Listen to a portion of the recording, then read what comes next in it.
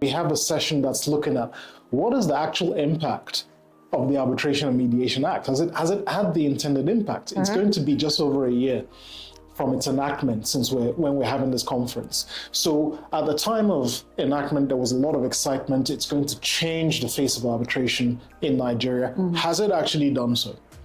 Likewise, we have a panel that is talking about guerrilla tactics. The famous guerrilla tactics, right? So at this panel, practitioners will be talking about all of those practices that we want to see eliminated from arbitration, from ADR, and how the elimination will help to put not just Nigeria, but the African continent on the map of the ADR community as a favorable and maybe not just favorable, very progressive continent when it comes to arbitration practices. I couldn't agree more, and I think this is going to be one of the most important sessions because practitioners are talking about the problems they've encountered, the issues they've seen in court proceedings that are intended to stall arbitration proceedings. But again, they will be sharing ideas, not just the panelists, but the audience as well will be sharing ideas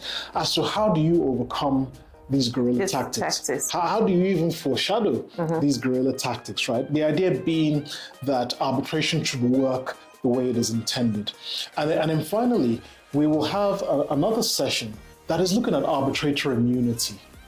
We're seeing so many cases these days where arbitrators are being joined as parties in court. In court, yeah.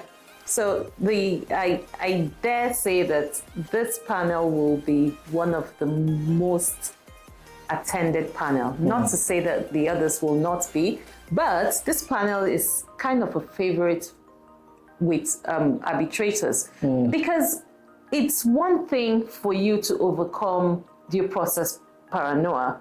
It's another to find that in trying to overcome it, you have been joined in a suit.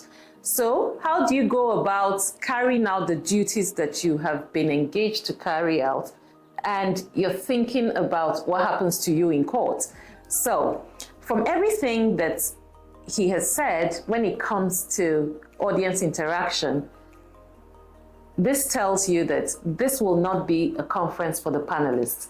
It will actually be a conference for the conferees. Absolutely, and to really implement that, we are using actual interactive tools that will allow the panelists to engage directly with the audience and vice versa.